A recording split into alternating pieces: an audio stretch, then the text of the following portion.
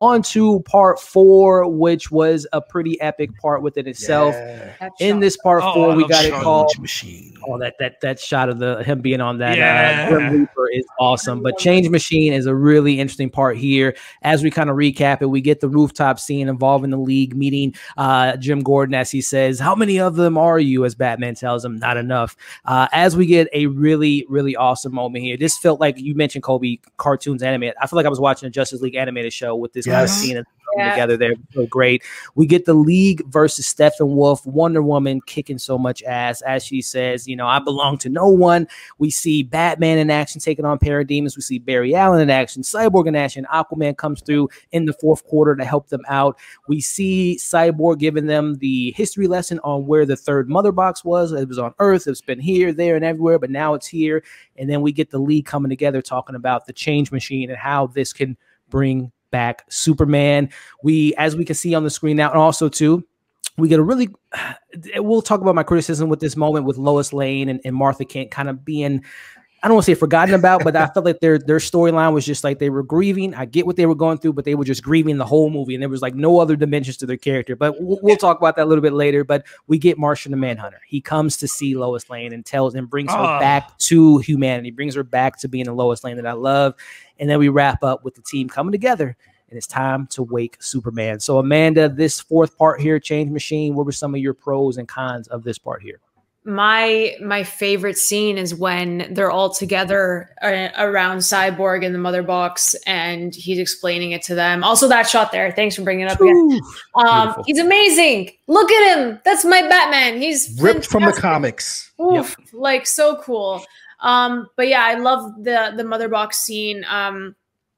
Again, the writing, Chris Terrio, God bless you, because it was absolutely fantastic.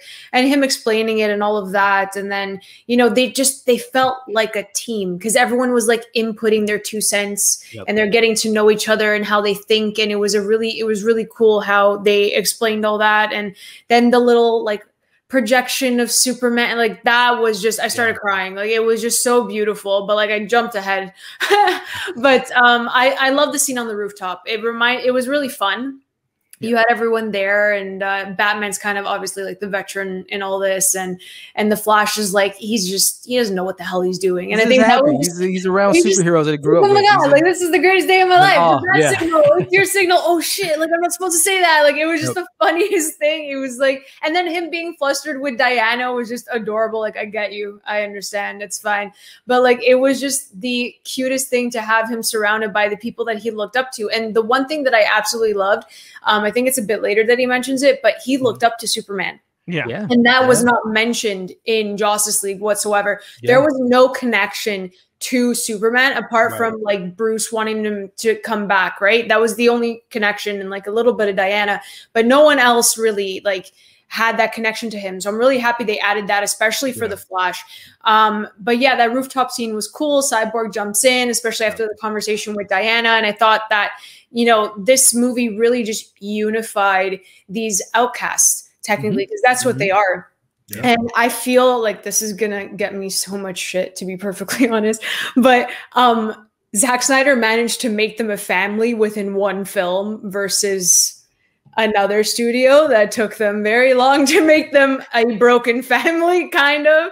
And I feel like they just didn't share that same energy in the other studio. But yeah, in here, one movie it took.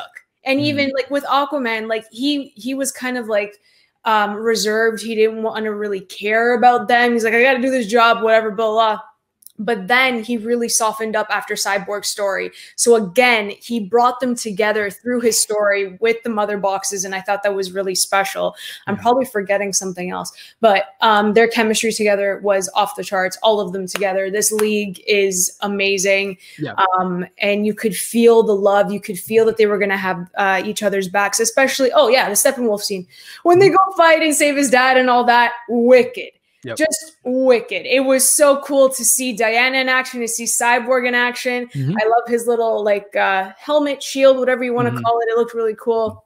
But yeah, the whole thing was just better. It looked better. The score was better. The action scenes, they weren't over sexualizing Diana. Like, it was just so well done. And no face plant.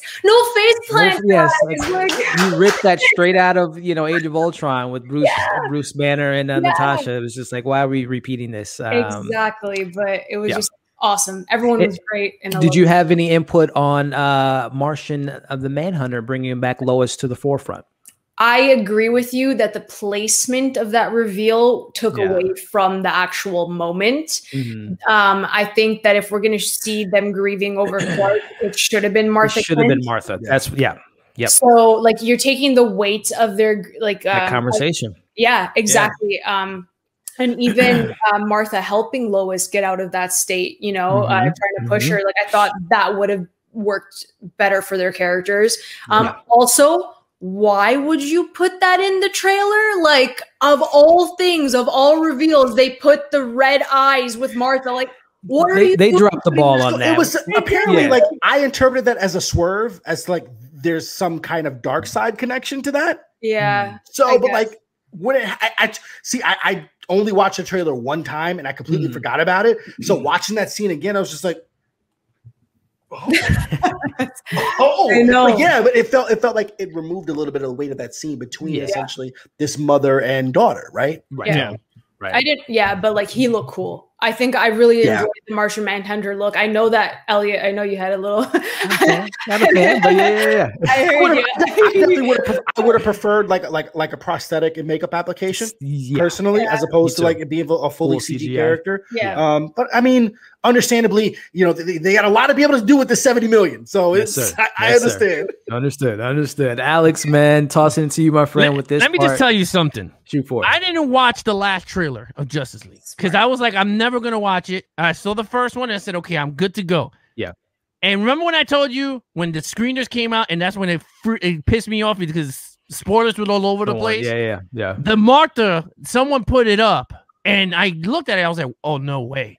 I was like, I saw this and I freaked out. I was like, what the fuck? Because I kind of already knew. I was like, oh, it's already, the Manhunter's in the damn movie. Yeah, I think there was, because Zach, you know, with Vero, he had showed that outline of that scene like years ago. So I kind of knew it was coming. But again, you know, with the trailers, it was like, boom. Oh, yeah, I forgot that. Yeah, it was that. And it was some other scenes. So I was like, ah. So I was like, I hate you people.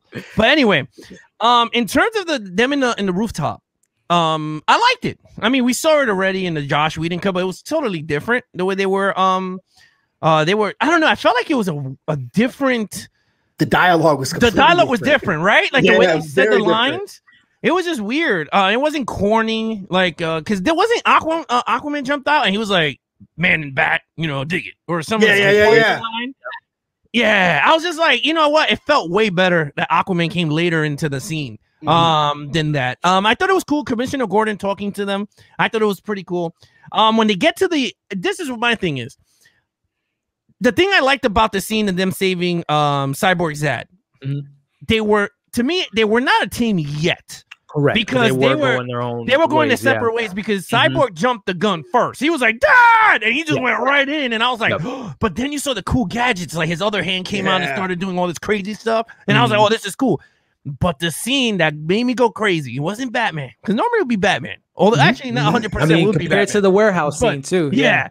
Is the fact that Diana jumped in and he goes, Amazonian. You wasn't there to save your sisters, right? And then I'm going, oh my God. And then she took the sword out, right? And I'm like, what's going to happen? Then you saw him looking at the axe. And then she looked at him. And then he looked at the axe again. And when he grabbed it, she went, rah! And she just hit him through the walls. And then you heard the music. Dun, dun, dun, dun, dun, you got the blood of the old god. Yeah. And then you heard like that Jumanji music, like her theme song kicking. And I was just like, I'm like, yes. Yo, let me just tell you. We already knew what the scene was because we saw the other version. Saw the outline of it. But we didn't see Zach's execution of exactly how he wanted that scene to turn out. Right. And I was screaming at like 7 in the morning. I was just like, yeah, because she just knocked him out, and he was like, leave her alone. It's going 1-on-1, and I was like, oh. And then next thing you know, everyone started doing their stuff. I agree with Amanda. I did not like the Flash tripping and landing on her because it made no sense to me. Like, why the hell do you need that in the unnecessary? It was stupid. So that was cool. I like the way Aquaman came through the hole though. Like it looked pretty cool. And then Diana kind of spots him like, what is this? That? Yeah. So I was like, that is pretty cool. And then he jumped out. We already knew that. The Nightcrawler was actually better in this movie than the 2017 version. Because he's like, my turn. And then they start shooting, and then all of a sudden Steppenwolf was like, oh hell no. He just started breaking the machine down. So I was like, that was pretty cool. The round table discussion. I love classic Justice League stuff. Yeah. And the thing I liked about that scene that I was like, you know what? That makes it so different from even the Marvel ones and other DC movies is the fact that these characters are out of their superhero suits and they're talking normal. Like, what are we going to do? And then Cyborg tells the story. And then all of a sudden they're like, well, and then the Flash says, I'm not going to say it. And then all of a sudden they put up the Superman and then Batman is just going. Comes in too. Yeah. And I was just like, oh, who's going to say it? I'm not going to say it. Who's going to say it? Like, it was so much more organic in the dialogue. And so I was just, I was getting ahead of myself because I was trying to compare the way that the scene is written in Justice League and the way that the scene is written here. But specifically it's Batman's character. Batman was depicted in 2017 as being overly trying to make up for his mistake, right? But it comes across as like so not Bruce Wayne, right? The fact that it was organic, that like the fact that and they tried to create this essentially like this kind of contrivance between him and Diana, like we shouldn't be doing this, but it's the right thing to do, and blah blah blah blah. They understood because and the reason why it's backed up in the text, because we see the strongest member of the group as is Diana. She goes toe to toe with Steppenwolf and can't, like, she's like, yo, this dude is like a badder guy I've ever come across. A badder guy than freaking than Doomsday. Like I cannot take this on. And we've got Batman. He's resourceful. I got this cyborg guy. There's the Flash, but like I can't do it. And so without saying it, they kind of understand that. Like I think that we understand like what we need to do. And I'm glad that it was a group thing to be able to decide. And we were just trying to like manufacture conflict. Right. And the cool thing also though is the fact that Aquaman was the conflict, because he was like, I don't think that's a good idea, but he still went along with it because he was like, all right, whatever. But he was like, I still don't think it's right. And I like that. You had that one person that had doubt. While everybody's like, we are gonna get Superman, and even Batman, and that's why I always love Ben Affleck, because the way he says his dialogue through the movie, I want to go to battle with this guy. Like I want to punch someone in the face when he talks. Like that's how I want to do it. Gets you riled up. Because he was like, you know what? When Superman was here, no one, these mother boxes was not detected, and they all was just like, yeah, you're right. And then everyone's like, you know what? We got our plan. And when they said that, I was like, yes. Yeah. I was like, I could be Nightwing. I'd be Nightwing. I'd be Robin. Oh my God. Whoever you want me to be right now. Put me in, coach. Put me in, coach. But yeah, no, honestly, part 4, throughout, I think it was each part was getting better and better in storytelling and character development. That was the big thing in this movie. Was character development was very big. Yeah. Well said, man. And Kolby, man, wrapping it up with you, man. This 4th part, Change Machine, in regards to waking up Superman and using this machine to their advantage. We get the fight in the tunnels. We also get, the history lesson from Cyborg, and a lot of good meaty stuff in this scene. And again, we talked about Martha and Lois Lane having that moment and being revealed that it's Martian Manhunter. Yeah, man. I mean, it's great. There's so many good things here. And you're right. Like, as the story, as the film progresses, like, I'm just becoming more and more of a fan. And to be honest with you, for the folks out there that's like, I don't understand how you guys can watch this. Yo, when we already like something and we're able to spend time and we've invested so much into it and we're seeing it just succeed. Like, it may not be doing things 100%, but no film truly can ever do that.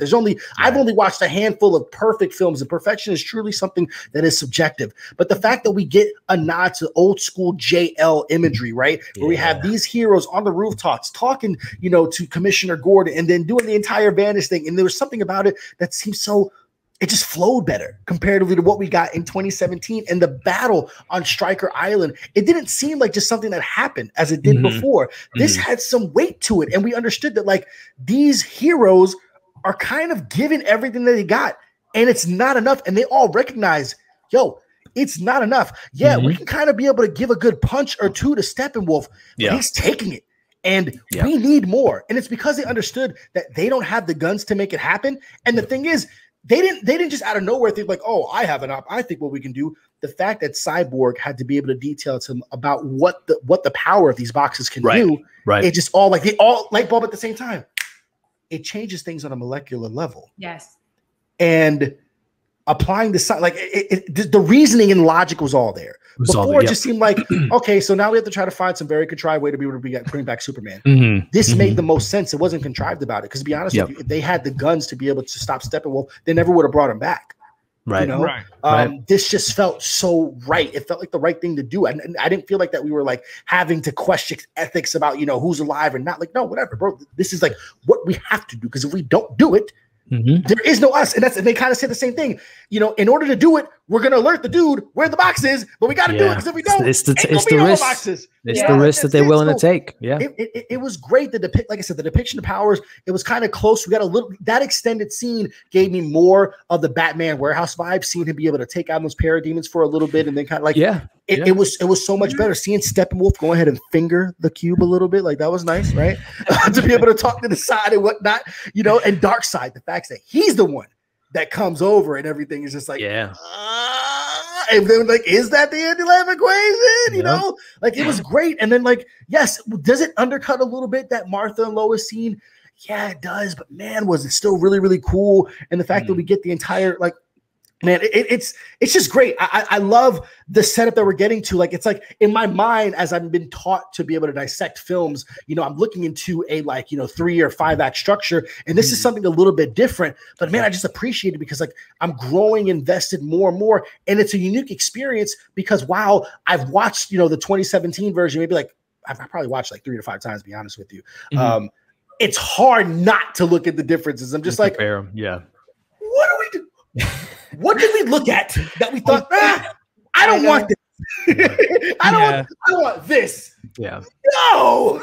It's like they're self-sabotaging themselves. Yeah. Yeah, and you're right, because even in the other version, like when they were discussing, it was already like, I'm gonna touch the wall before it hits the water, you're gonna, you know, run and zap and do this. And it was like it felt so fast. And then he brought up Stephen Trevor, right? He was like, that's what happened to your man, and she punched him into the manufacturing conflict. And I get it, because in a lot of these superhero team up films, and we know that like it's not supposed to be easy. We had Arthur reject Bruce. You know what I'm saying? We obviously had Victor reject Diana, right? And then they have to kind of, but like now we're in this, guys, because we have no other reason not to be. So there's no sense of bickering. Like I don't need to have this fight between this God and Bruce Wayne. You know, for what? You know what I'm saying? Like that doesn't make any sense. Like this was so much more even.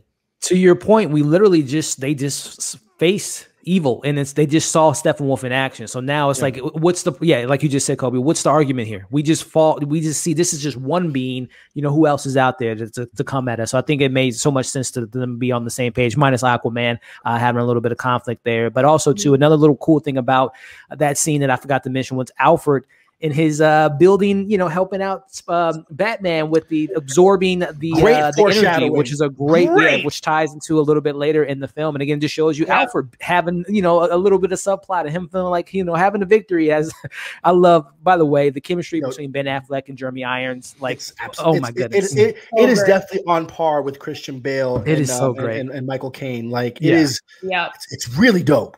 What does he say? I work for Alfred.